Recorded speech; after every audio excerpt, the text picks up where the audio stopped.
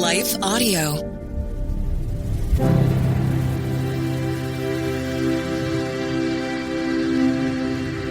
Hello.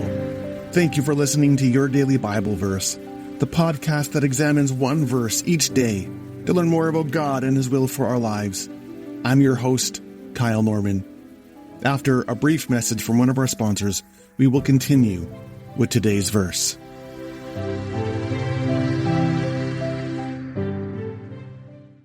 Life is full of moments, big and small, from your baby's first steps to their high school graduation, from cheering on grandkids at games to caring for elderly parents. There are joyful milestones, but also challenges like a tough medical diagnosis or the loss of a loved one. Through it all, having reliable, compassionate healthcare makes a difference. If your current health insurance dictates your choices, maybe it's time for a change. Christian Healthcare Ministry, CHM, lets you take control of your healthcare. With no provider network and the flexibility to join anytime, you decide what works best for you and your family. Whether you're navigating diapers, prepping your kids for school, or planning for an early retirement, CHM's affordable, faith-based programs are designed to support you through all of life's ups and downs. Take charge today. Visit chministries.org/total to enroll and experience healthcare that moves with you through every season of life, the highs and the lows. That's chministries.org/total.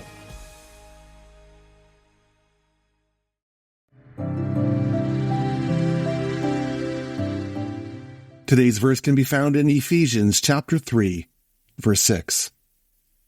This mystery is that through the gospel, the Gentiles are heirs together with Israel, members together of one body, and sharers together in the promise of Jesus Christ. I have a friend who is an avid reader, particularly of mystery novels. It's not uncommon for them to have several books on the go. And yet the way she reads a mystery novel is quite odd, at least to me. See, whenever she begins a new book, she will read the last few pages first. That is, she likes to read about who the culprit is and why, and then she goes back to the beginning and reads about how all of the pieces fit together. In Ephesians chapter 3, Paul talks a lot about the mystery of the gospel. But does this mean that the gospel is some sort of conundrum that we need to unravel? Are we being theological sleuths, trying to fit the pieces together, and only the brightest and the best will figure it all out? Well, no. Theologians often distinguish between problems, puzzles, and mysteries. Problems are issues that can be solved if the appropriate data can be found. So think of a high school math problem. If you know the data or if you know the formula, math problems are solvable and can be quite easy. Puzzles are things that can be put together if the appropriate technique is employed, like a Rubik's Cube. Knowing what to do means that you can solve this complex puzzle. Problems and puzzles, they are things that we can manage and navigate ourselves. But a mystery, theologically speaking, isn't a conundrum that we need to think our way through. A mystery is a truth that is received when it is revealed.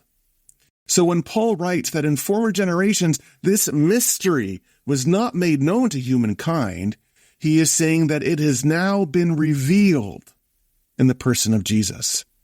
In Jesus Christ, the reality of salvation was fully lived out. It was put on display for all to see. And the truth of God, hinted at through the Old Testament prophets, now fully came into focus.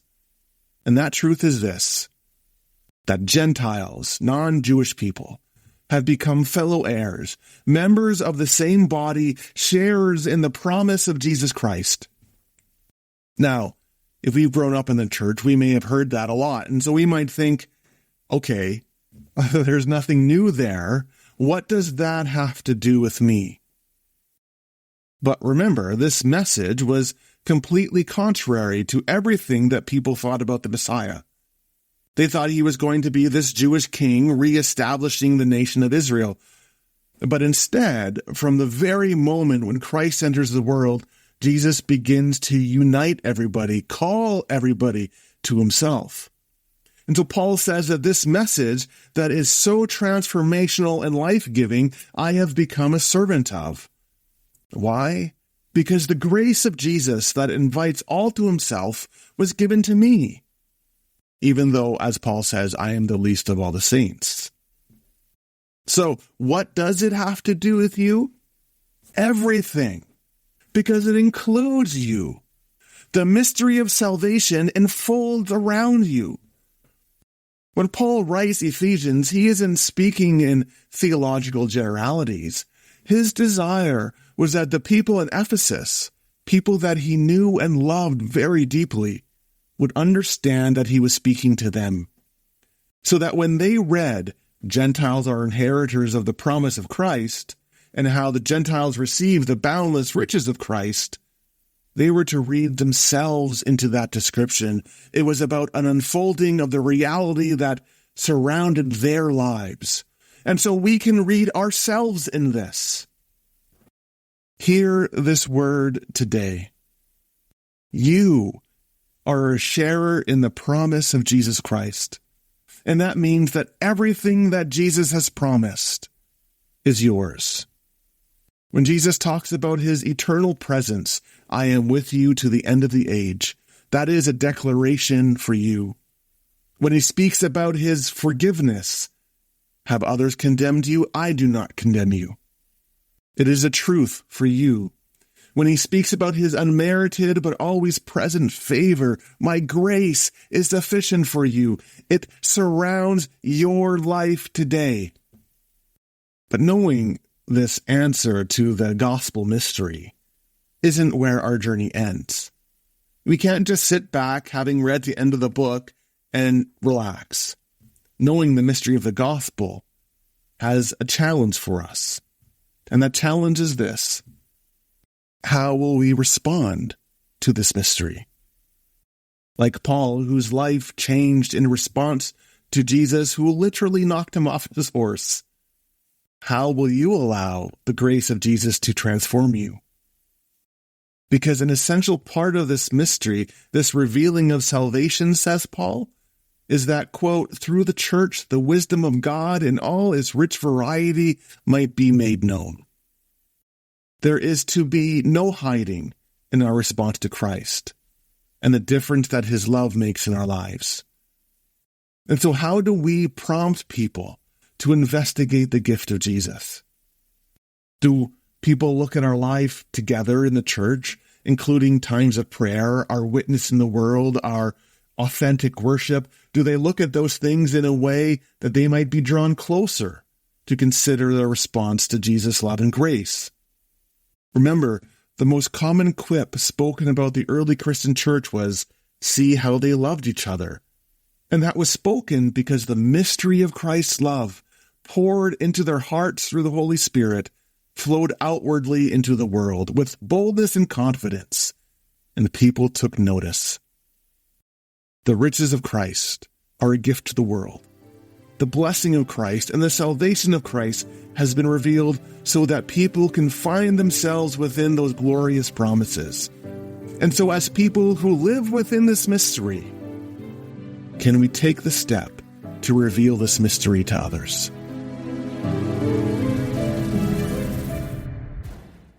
Hi, I'm Beckett Cook, host of The Beckett Cook Show. I lived as a gay man in Hollywood for many, many years until I had a radical encounter with Jesus 13 years ago. Since then, I've gotten my master's degree in seminary and published a book called A Change of Affection. On my podcast, The Beckett Cook Show, I sit down with fascinating Christian scholars and thinkers to address the lies of the culture and bring the biblical truth to bear on those lies. To start listening now, go to lifeaudio.com or search for The Beckett Cook Show on your favorite podcasting platform.